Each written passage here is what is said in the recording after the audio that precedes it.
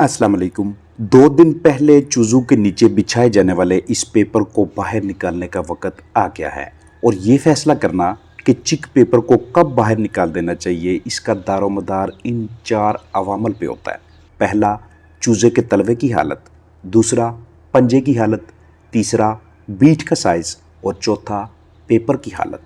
अर्ज़ करता चलूँ कि अंडू से निकलने के बाद अगले चंद अयाम तक के लिए नन्हे चूज़ों के अजसाम के मुख्तलिफ नरम व नाजुक हिस्सों की किसी हद तक मजबूती के लिए उन्हें हमें ऐसा बेड बना कर देना चाहिए जिस पे नाजुक जिस्मानी हिस्से मुतासर ना हों।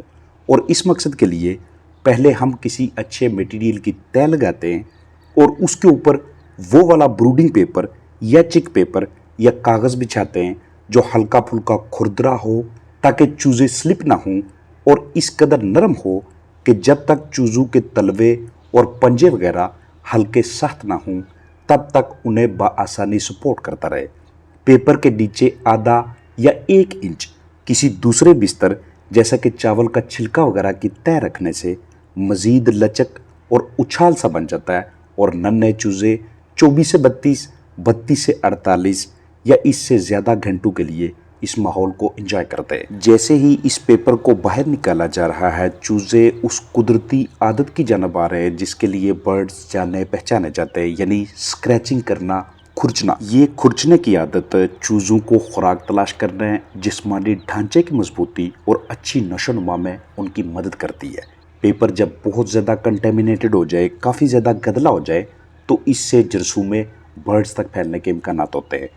नीचे की जानब जो आपने बिस्तर बिछाया हुआ है उसकी पहले से डिसइंफेक्शन करके रखिएगा, जरासीम कुशी करके बिछाइएगा, नहीं तो ब्रूडिंग नमूनिया या दूसरे ऐसे जरसूमें जो फंगस आपके चिक्स तक ले जाएं उनके इम्कानात पड़ने लगते हैं।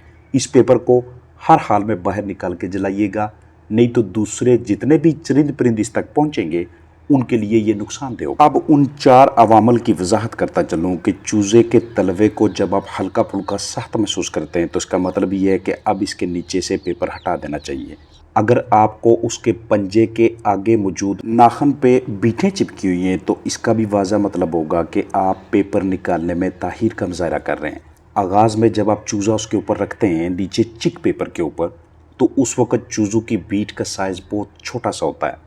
जैसे जैसे बीट का साइज़ बढ़ता जाएगा वैसे वैसे उसमें पानी की मिकदार बढ़ती जाती है और इसी हिसाब से नीचे मौजूद चिक पेपर भी ख़राब हो रहा होता है।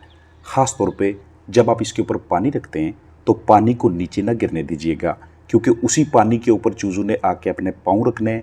उसी पानी वाली जगह के ऊपर जिसके नीचे पेपर मौजूद है चूज़ों ने बीठें करनी है, मज़ीद गंदगी फैलेगी। तो इसका मतलब ये भी हुआ कि आपकी मैनेजमेंट पे डिपेंड करता है कि आप इस पेपर को 48 घंटे बाद निकालना मुनासिब समझेंगे या 72 घंटों के बाद। अगर आपने पानी ज़्यादा नहीं गिरने दिया, अगर आपने चिक्स को डायरिया में यानी पतली बीटू में मुब्तला नहीं होने दिया, जब आप उस पेपर के ऊपर चल रहे थे, वर्किंग कर रहे थे, इंतहाई एहतियात के साथ आपने वहाँ पे पाँव रखे, पेपर को जगह जगह से फटने नहीं दिया, अगर कहीं से उसकी टूट फूट हुई है तो फौरी तौर पे उसको रिप्लेस कर दिया, वहाँ पे दूसरा पेपर रख दिया जो आपके पास इजाफी मौजूद था, तो आप इस पेपर को तीसरे दिन हत्ता के चौथे दिन पे भी लेके जा सकते हैं। अब इस मरहले पे इन चिक्स के पंजे, टांगें, सीने की हड्डी और जिस्म के दीगर अज़ा इस काबिल हो चुके हैं कि वो इस तरह के किसी दूसरे बिस्तर के ऊपर लाइफ गुजारें जैसा कि चावल का छिलका या इसके अलावा कोई और।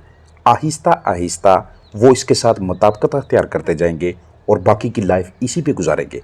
जो आपने चिक पेपर के ऊपर फीड बिछाई थी उसका ज़रा सा भी हिस्सा पेपर को रोल करते वक्त, बाहर निकालते वक्त नीचे नहीं गिरना चाहिए, क्योंकि जो ग़िज़ा नीचे बिस्तर में मिक्स हो जाएगी वक्त के साथ साथ ये आपके बर्ड्स के लिए उनकी सेहत को ख़राब करने के वाले से बहुत बड़ा ख़तरा बन जाएगी। अस्सलाम वालेकुम।